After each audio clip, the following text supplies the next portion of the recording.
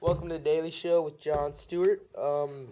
We got a great show today. We have author of the new book, Economic Gangsters, John Fishman, and he's brought some friends. All right. Fishman, we're going to start with you. You guys read the book. It's a great read.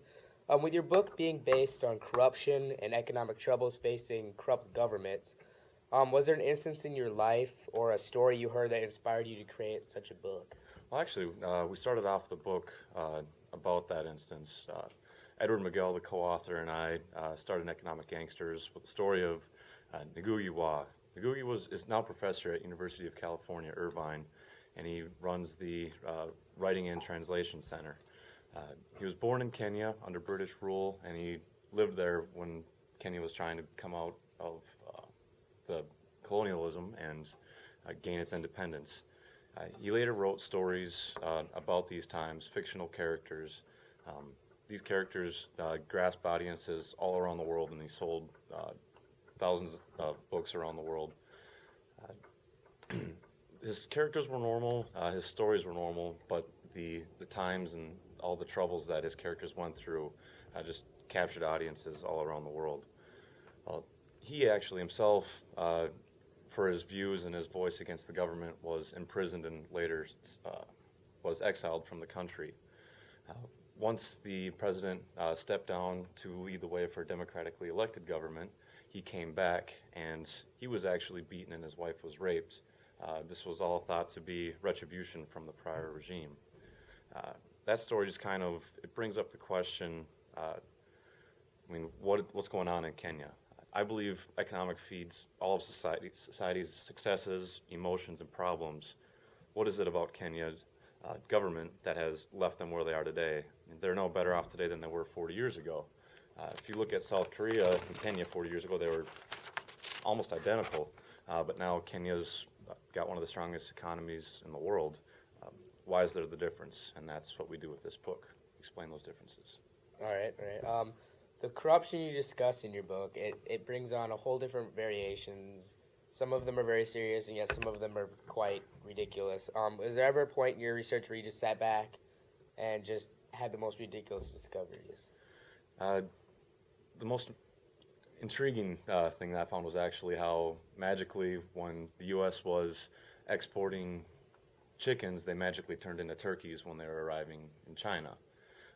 There was a difference in the tariffs or the taxes China would charge on the imports coming in to their country. The taxes on turkeys were 1/3 less than they were for chickens, so people just changed what it was on the import document, and voila, they magically became turkeys. It was able to do that because chickens and turkeys, when it's just the meat, they look identical, and the inspector at the port is not going to check every single box, and if he does, he's going to see that it looks like bird meat, and who knows if it's chicken or turkey. Just the fact that these things happen, it was funny.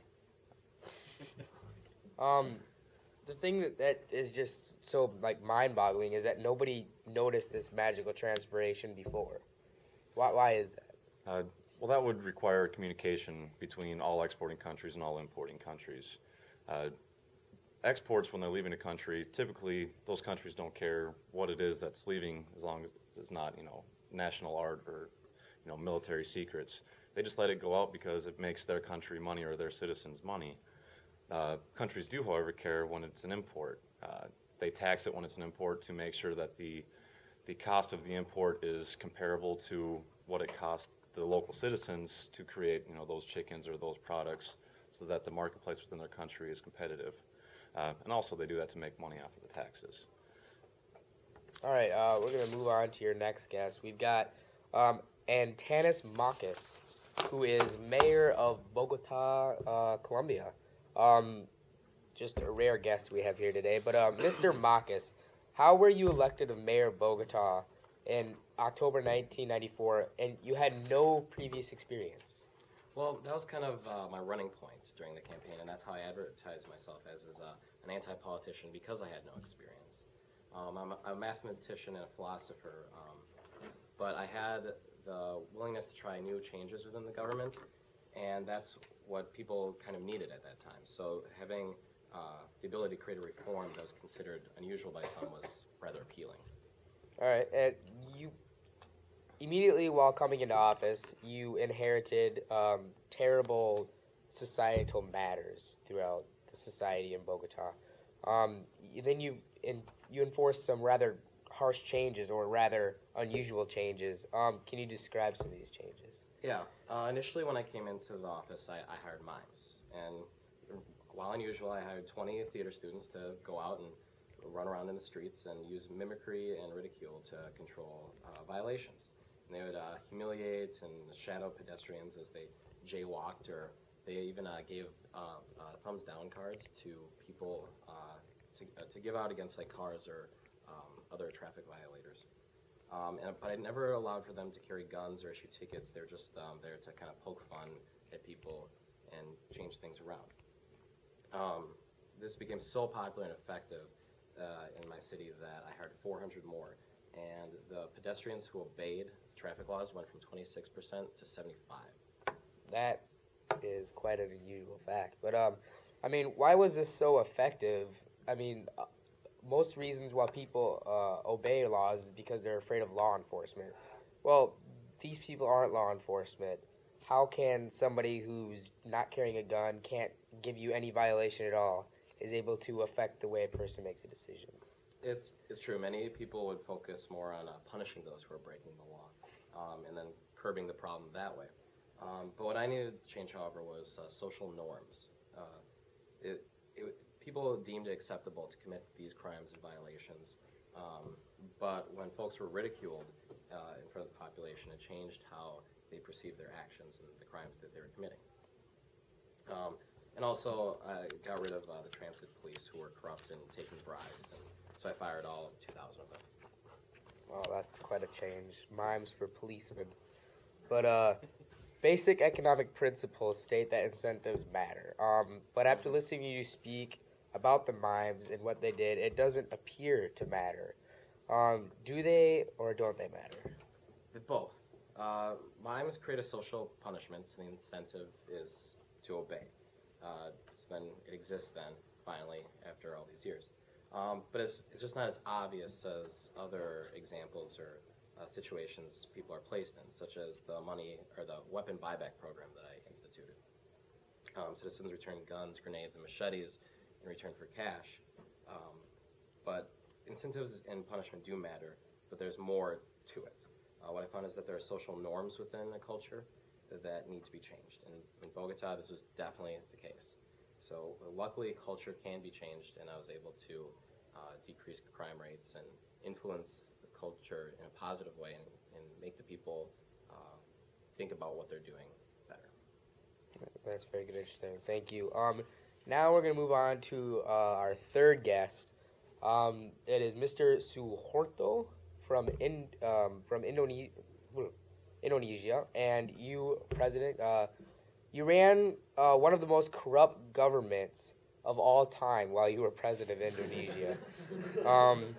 Yet you saw a 6% growth rate in the economy during your reign.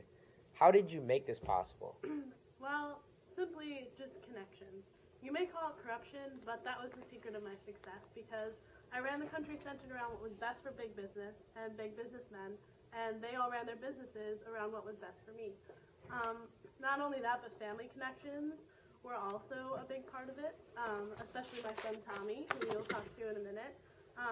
Many people think that I would just give my family handouts, but actually I was investing in the future of my legacy by letting my children help with my regime, and their success helped spill over into the success. All right. As such a successful leader, everyone in business was connected to you. Would you think it fair to say that you had a big influence on the Jakarta Stock Exchange? Yeah, I had a big effect on it. One specific example was July 4th, 1996. The country found out that I was going to Germany just for a little checkup. There were no other details, but everyone assumed the worst. And the stock exchange actually fell 2.3 points that day, and my son's company alone fell 10% in the 2 days following. And when the doctor gave me a good bill of health, the prices jumped back up and everything went back to normal. And the reason that I had such a big effect on this is people were afraid of losing their biggest business connection, which is me. And they were afraid that a regime change would follow, which would shake up the entire economy. And an interesting thing to note, I guess, is that even if this hadn't been revealed to the public, there's this sort of insider proprietary information that's shared between people who are closest to me. So even if the public hadn't ever found out I was going to Germany, the stock still would have dropped because all my doctors and my family and my closest friends would have started dumping their stocks anyway. So it's kind of amazing that all this hysteria manifested itself over and over again every time I was going to be sick. And it shows that political connections are essential if you want to make money in big business. Well, although a system of corruption seems to have worked well for years, for you, I'm sure others must have been upset by it. Had to have been. So why didn't a great campaign aimed at taking down your fraud ever emerge?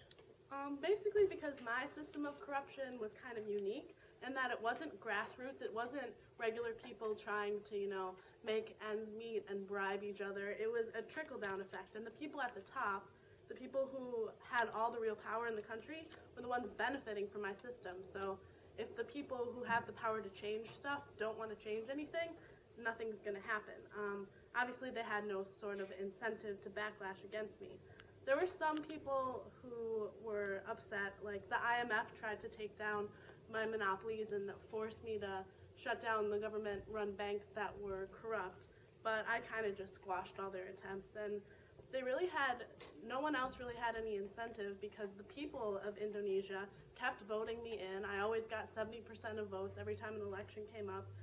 And because the money was trickling down from the top, a lot of everyday Indonesian citizens reaped the benefits of my corrupt system, so there was really no incentive for anybody to take me out. All right, we're going to move on to your son, Tommy Suharto. You're going to be so very proud of your dad. I mean, of what he did, set you up ready to go to be as corrupt a leader as he was. I understand that you're the former son of President Suharto. How did your father's role as president influence your business exploits? Well, my father was a great man and a great leader, but unlike me, he went from rags to riches, basically. Started out as a peasant child, going back and forth from divorced parents, and when Indonesia had their civil war uprise and they broke away from the colonization rule, or basically from Europe, he kind of rose to the top and became a very high major rank. And so this was a great influential force towards me in my business exploits. And so when I first dove into the business world, he was there to kind of give me the money, get me started, and then had tons of people to meet through him. And when I needed a deal to go through, he was always there to make it go, So, I don't know. Must make you very proud. Do you agree with the allegations of your style of doing business to be corrupt? Well, it depends how you define corrupt. I mean, I used the resources that I had at hand to make as much wealth as I could for myself. I mean, at times, my father's position for securing no-bid government contracts with my businesses and demanding cuts from other companies, well, you could say it was corrupt. But I don't know. A Supreme Court justice tried to take me down in 2000 and failed. They did not find me guilty for having corrupt business and fraud. But 2 years later, they did charge me for murder because I killed that Supreme Court justice. But don't worry, I'm out of jail now and I'm back in the business. Seems to be a major flaw in the justice system of Indonesia, but we'll move past it. It's your business. My last question is aimed at the author, Raymond. I know corruption. Oh, I'm sorry. If you could choose one positive effect your book has on the world, what would it be? Well, I know corruption will never disappear. I hope the concepts that we come up with this book, I won't go into too much details because I want everybody to buy the book, but the concepts we come up with, I hope that they create or encourage new methods to supply help to all these corrupt governments and get the help to the people that need it the most within these countries. I know you said one, but if I had to pick a second one, if one civil war can be stopped because of this book, I'm happy as well. All right. It's on stores now. Economic Gangsters. Go buy it. Make this guy some money. All right.